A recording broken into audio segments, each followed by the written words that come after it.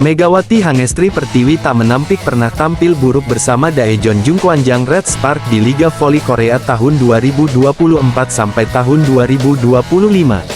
Penampilan cukup solid ditunjukkan Red Spark saat menjalani 4 pertandingan pertama Liga Voli Korea tahun 2024 sampai tahun 2025 meski tidak begitu sempurna.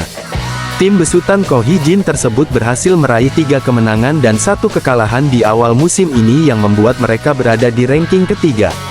3 kemenangan itu didapatkan Red Spark saat bersua GS Caltex Seoul KIXX, Gwangju AIP Persavings Bank, dan Gimcheon Korea Expressway Hi-Pass. Sementara itu, 1 kekalahan didapatkan Megawati Hangestri Pertiwi dan kolega ketika berjumpa dengan Hwasong IBK Altos di kandang sendiri. Pertandingan ketiga musim ini memang berakhir pilu bagi Red Spark di mana gempuran Megawati dan Fanja Bukilik tidak begitu mumpuni.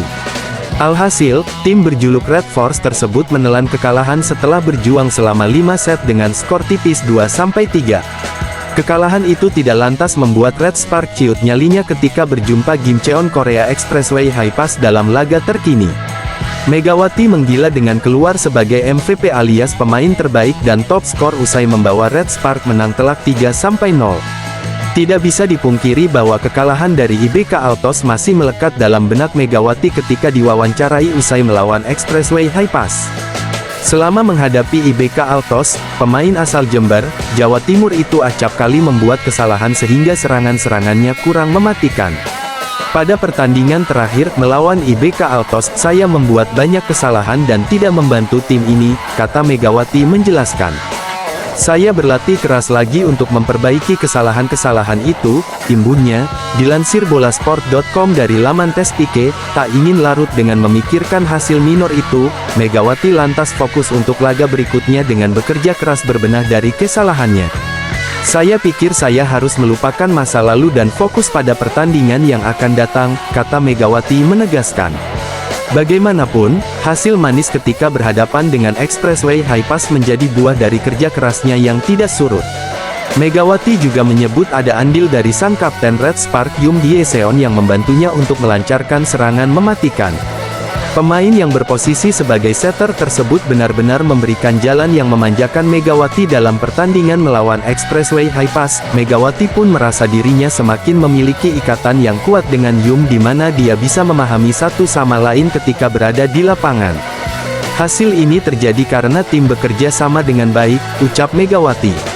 Sebagai seorang penyerang, saya tidak dapat melakukannya tanpa Yoon Hye-seon. Saya tidak bisa melakukannya sendiri, kami tahu apa yang diinginkan satu sama lain, imbuhnya. Yoon Hye-seon pun lantas memberikan respons atas pujian yang dilontarkan Megawati. Jika saya memiliki kepribadian yang berapi-api, Megawati adalah tipe yang tenang dan bisa mengendalikan perasaannya sendiri, dia terkadang menghibur saya, kata Yoon. Daejeon Jungkwanjang Red Spark dan Suwon Hyundai dan Che Hillstead akan saling berhadapan di Liga Voli Korea tahun 2024 sampai tahun 2025. Dua tim yang disebut sebagai kandidat juara Liga Voli Korea tahun 2024 sampai tahun 2025 akan saling berhadapan yaitu Red Spark dan Che Hillstead. Red Spark berkesempatan menjamu tim juara bertahan itu di Daejeon Chungmu Gimnasium pada hari Jumat tanggal 8 November tahun 2024 nanti. Baik Red Spark dan Che Hillstead akan datang ke pertandingan penting ini dengan memiliki rekor yang hampir sama di awal musim ini. Sebagai tuan rumah, tim yang dilatih oleh Ko Hee-jin itu sudah menjalani total 4 pertandingan dengan 3 di antaranya berakhir manis. Satu-satunya kekalahan yang diderita Red Spark sejauh ini didapatkan ketika Megawati Hangestri Pertiwi DKK menghadapi Hwasong IBK Altos. Adapun Suwon Hyundai dan Che Hillstead menjalani 1 laga lebih banyak dibandingkan Red Spark di mana mereka juga baru 1 kali kalah. Tim besutan Kang Sung Hyung tersebut hanya kalah dari Incheon Hankook Live Pink Speeders yang memang tampil luar biasa di awal musim ini. Pertemuan kedua tim ini tentu dinantikan banyak pihak di mana akan menjadi bukti siapa yang terbaik untuk melesat di sisa kompetisi. Terlebih lagi, Red Spark telah menunjukkan kekuatan yang berbeda pada Liga Voli Korea tahun 2024 sampai tahun 2025 meski masih bertumpu kepada Megawati. Lini serang tim berjuluk Red Force itu semakin berwarna tatkala Ko Hee-jin memutuskan merekrut Fanja Bukilik. Meski masih berada di peringkat ke-6 dalam tabel top skor sementara melalui 83 poin, Megawati menjadi pemain yang paling mematikan sejauh ini. Bagaimana tidak, pemain asal Jember, Jawa Timur itu menduduki peringkat pertama sebagai pemain yang memiliki tingkat keberhasilan serangan, dengan persentase sebesar 49,01%, Megawati bahkan mengungguli penyerang legendaris Korsel milik Pink Speeders, Kim Yeon Koong. Rapor yang ditunjukkan Red Spark melalui Megawati tersebut mengundang kegelisahan bagi seorang Kang Sung Giyung sebagai pelatih E dan C Gilstead. Baginya, laga melawan Red Spark akan sulit dan bahkan berpotensi berakhir menyakitkan bagi timnya yang menorehkan 4 kemenangan beruntun. Kang merasa timnya akan kerepotan jika tidak berbenah meski dalam laga terakhir bisa mengatasi Gwangju AI Pepper Savings Bank 3-1. Red Spark memiliki pukulan 1-2 yang pasti, jika mereka bermain seperti hari, akan sulit, kata Kang, dilansir dari tes Pique. Yang Hyo Jin juga perlu meningkatkan timing blockingnya dan kondisinya sendiri, saya pikir akan menjadi laga yang sulit, imbuhnya.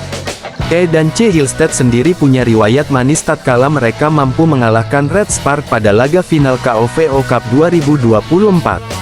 Kang berharap para pemainnya bisa konsisten menunjukkan performa terbaik walau sedang berada dalam tren kemenangan beruntun. Kemenangan beruntun adalah kemenangan beruntun, kata Kang menegaskan. Namun saya berharap performanya akan meningkat karena kami harus bermain lebih lama, hingga 6 putaran lagi, imbuhnya. PBVSI melanjutkan persiapan untuk Timnas Putri Indonesia yang akan bertanding di Kejuaraan Dunia U21 2025. Timnas Putri Indonesia akan bertanding sebagai tuan rumah pada Kejuaraan Dunia Putri U21 2025 yang rencananya akan dihelat di Surabaya. Ajang bertajuk FIVB Volleyball Women's U21 World Championship 2025 akan diselenggarakan pada 7-17 Agustus tahun 2025. Sebanyak 24 negara dari 5 benua akan berpartisipasi, dan tentunya termasuk Indonesia yang akan menjalani debut di Kejuaraan Dunia Putri U21 2025.